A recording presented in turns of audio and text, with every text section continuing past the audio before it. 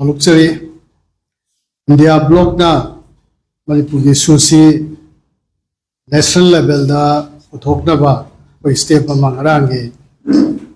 mayam ki India block ki meeting da koi khana jai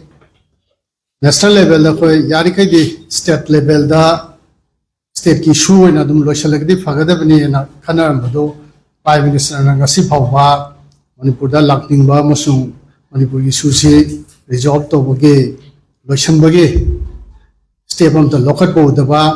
asamang na Manipur ki sudai lapthong ni mugamba yamno onari basi achumba mak oina dum leiba ono bosi yanga koi nuai to ba phawi andem to bo khotba matam hengar male aduna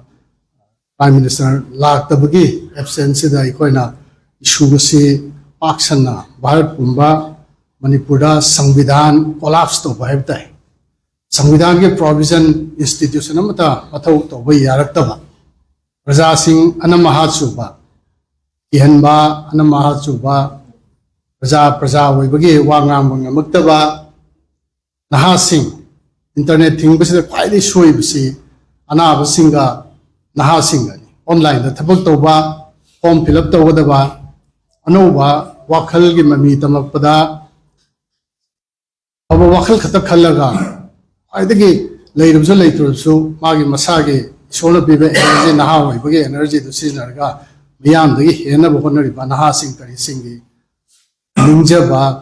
competition का यावदना ममानब सिंगी दगी हेना बखनरि बा पुनमा लेबा के power कोरकदब पुनमा mummy सामक उबा frustration disappointment मैम लाख सिंगसी सियाम लाइफ थिबने ओकिबा निमित अनि हुमदा नहा सिंगना खंगौदन हौरकपा रैली अमदा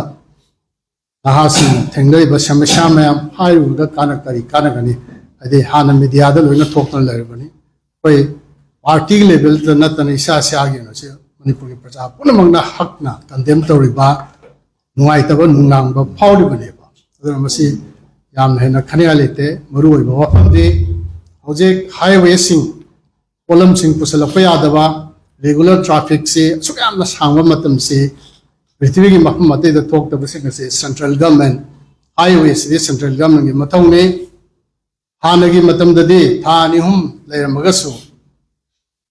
अमुक हे खांगदना तौबनी हौजिकति से था क्या सुरे मैम खंबिरदनी हाईवे हांगबा ngमदबसे चोबा सरकार के शक्ति मांग की बदंग तौबसे तौनबिगनो हाईवे हांगनबा पै मसिना मणिपुर लेबर क्राइसिस के तंखाय में सॉल्व तौगनी इंटरनेट कुंबा थिंगबसी तवैदे हौजिके मतमददि हिंगबदा ख्वाइदगी चावबा खुलाय मोइबसी मीबु कनेक्ट तौहनबा अमगा समनहनबा अदुगा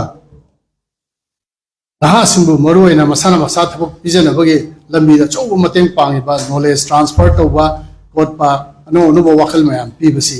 मसिगी चैलेंजेस हम सरकार दसु लाकनी निंखा तमना फफत खंगबा ngam हाइबसी लेरिबा सरकार दो अदुग मानना सरकार दुसु डेवलप तौबा ngमौददि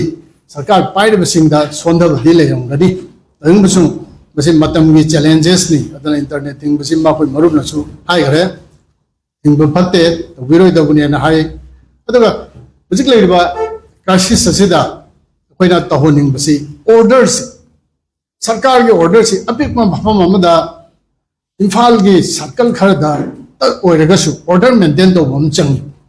मसी तौदबसे को यामना नुआइते इंडिया ब्लॉक ना ख्वाइदगी नुआइतबसी चरांगनबसी मफम खुदिंगदा